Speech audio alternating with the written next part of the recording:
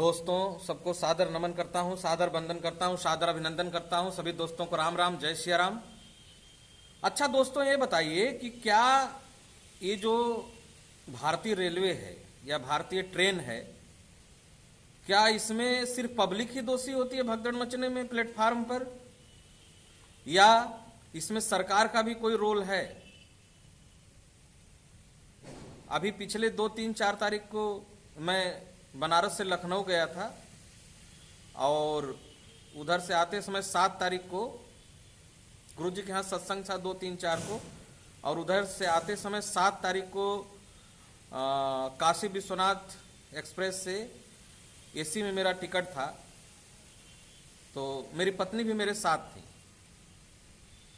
तो पहले बोला कि गाड़ी प्लेटफार्म नंबर 6 पर आ रही है, यानी हम लोग पहले ही देखते हैं। पहले आदमी क्यों प्लेटफार्म पर जाता है, क्यों स्टेशन पर जाता है? इसीलिए जाता है कि वो जाके देखे कि उसकी गाड़ी किस प्लेटफार्म पर आ रही है, किस प्लेटफार्म से वो इजली वहां जाके उस प्लेटफार्म पर बेचारा बैठेगा, फिर थोड़ी देर में गाड़ी आएगी तो वहां से बैठ के जाएगा।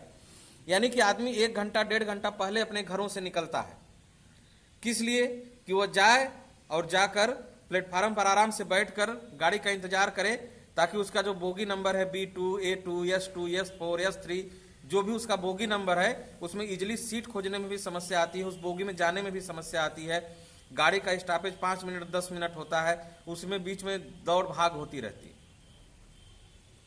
तो इसीलिए दोस्तों पहले से आदमी प्लेटफार्म तय कर लेता है कि पूछ लेता है, तो पहले से रेलवे प्रशासन बता देता है कि नहीं, इस प्लेटफार्म पर गाड़ी आएगी, इस प्लेटफार्म पर जाइए। तो हुआ क्या कि मैं लखनऊ चारबाग रेलवे स्टेशन पर पहुंचा तो पता चला कि ट्रेन 6 नंबर पर, डैशबोर्ड पर भी 6 नंबर पर दिखा रहा था कि काशी विश्वनाथ जो दिल्ली से बनारस जाएगी वो 6 नंबर पर आएगी। जाके पूछताछ में भी पूछा तो वो भी बताया कि 6 नंबर पर आएगी। अब हम लोग धीरे धीरे 6 नंबर की तरफ चले गए। सीढ़ी पर चढ़ते चढ़ते आराम से, हमारी पत्नी भी थी, थोड़ी उनको तबीयत खराब थी, आराम से मैं लेके गया, जाके 6 नंबर पर बैठा था। और 6 नंबर पर बीच में कोई कार्य चल रहा था, बीच में बैरिकेडिंग कर दिया था, बिल्कुल पतला हो गया था। फिर भी हम लोग बैठे रहे किसी तरह,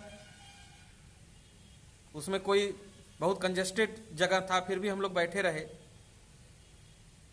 और जब 9:15 पर उस गाड़ी का टाइम था, 9:15 पर प्लेटफार्म नंबर 6 पर थोड़ी सी लेट हो गई Kashi Vishwanath, 10 minute 15 minute late थी, 15 मिनट 20 मिनट ज़्यादा लेट नहीं थी। तो 2-3 गाड़ी आई, कौन पद्मावत एक्सप्रेस, कौन एक्सप्रेस करके आई, और फिर एक ऐसी गाड़ी आई जो कि क्या कहा जाता है कि उस समय एकाएक अनाउंस हुआ कि जो काशी विश्वनाथ है वो प्लेटफार्म नंबर 3 पर आ चुकी है, प्लेटफार्म नंबर 3 पर आ चुकी है। और पूरा स्टेशन प्लेटफार्म नंबर 6 भरा हुआ था, पूरी सीढ़ियां भी भरी हुई थी, चलने का भी जगह नहीं था।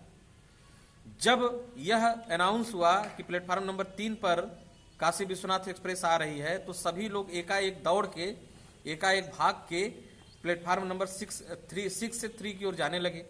और कोई गाड़ी 6 पर आ रही थी जो 3 से 6 की ओर आने वाली थी, तो उधर के यात्री इधर भागने लगे और इधर के यात्री उधर भागने लगे।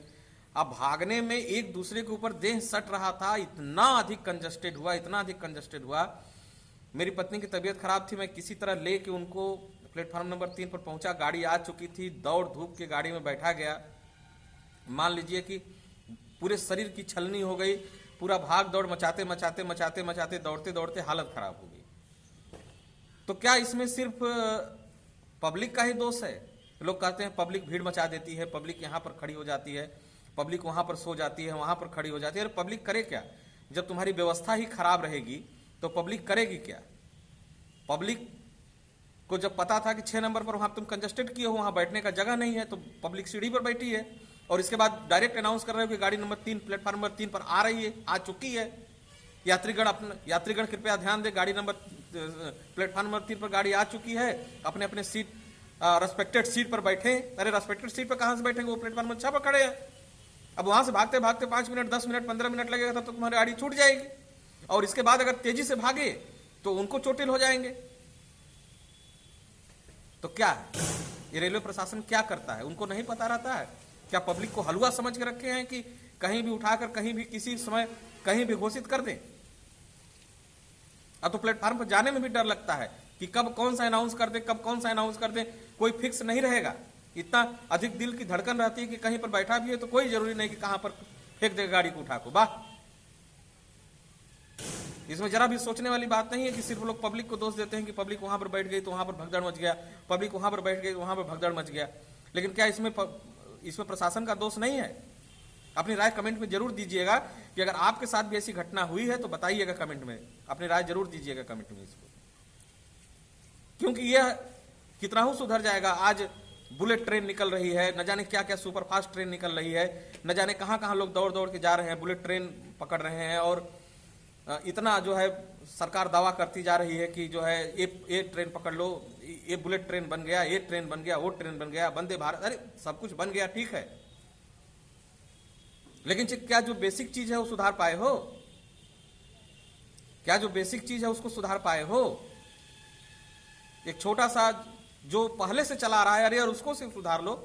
जो पहले से चला रहा है वही गाड़ियां टाइम से आए, जो पहले से चला रहा है वही गाड़ियां टाइम से आए, उसको सुधार लोगे तो समझ लो कि बुलेट ट्रेन बन गया भारत में। इतने बड़े बड़े दावे करने के बाद भी एक छोटी छोटी समस्या को हल करने का सरकार के पास समय नहीं। तो दावे खोखले भी होते हैं दोस्तों। जहां अगर कहीं भी लोग दोष देते हैं कि पब्लिक जो है वहां पर भगदड़ मचा दी, पब्लिक वहां पर ये कर दी, पब्लिक वहां पर ये कर दी, पब्लिक वहां पर दौड़ के चली गई, पब्लिक लोग बैठ गई, मतलब तमाम तरह की समस्याएं आती हैं, तमाम तरह की बातें आती हैं। तो क्या यह सही है? आप बताइए। जहां तक मेरा अनुभव रहा कि यह तो उचित नहीं है। जिस तरह से, जिस सिचुएशन से मैं गुजरा हूं, आदमी का दिल धड़कता रहता है कि कभी कभी किस प्लेटफार्म पर गाड़ी आ जाएगी, कभी किस प्लेटफार्म पर गाड़ी आ जाएगी। अपने घर से वो 1 घंटा पहले निकलता है, फिर भी जाकर वहां समस्या क्रिएट हो जाती है। तो सरकार के लिए तो पब्लिक हलवा है। सरकार के लिए तो जब बड़े बड़े नेता मंत्री बैठ जा रहे हैं पदों पर, और जो रेलवे के अधिकारी बड़े बड़े पदों पर बैठ जा रहे हैं, तो उनके लिए पब्लिक जो है खिलौना है। इसी पब्लिक का वोट लेकर वो बड़े बड़े स्थानों पर बैठते हैं, और उन्हीं स्थानों से चयन द्वारा जो है कि रेलवे में कर्मचारी बनते हैं, अन्य सरकारी पदों पर कर्मचारी बनते हैं। मैं एक वीडियो भ्रष्टाचार पर भी बनाया था कि कैसे चापलूस लोग और सुविधा शुल्क के द्वारा जीवन आसान होता है, और सुविधा शुल्क के नाम पर भ्रष्टाचार को बढ़ावा मिल रहा है। इस वीडियो को भी आप जरूर देखिएगा। तो रेलवे प्रशासन जो बैठा है, जो रेलवे में बड़े बड़े पदों पर कर्मचारी बैठे हैं, क्या उनको जरा भी बुद्धि नहीं है कि अगर हम इस तरह का काम करेंगे तो ऐसा हादसा हो सकता है? अब बाद में कहते हैं ब्रिज टूट गया, पुल टूट गया, भगदड़ मच गई। तो इस पर अपनी राय कमेंट में जरूर दीजिएगा दोस्तों। सभी को सादर नमन करता हूं, सादर वंदन करता हूं। प्रदीप कुमार सिंह का वंदन हो, नमन हो आप लोगों को, सभी लोगों को। और अपना अनुभव शेयर जरूर करिएगा, कमेंट में बताइएगा इस चीज को, क्या यह सही है? प्रणाम।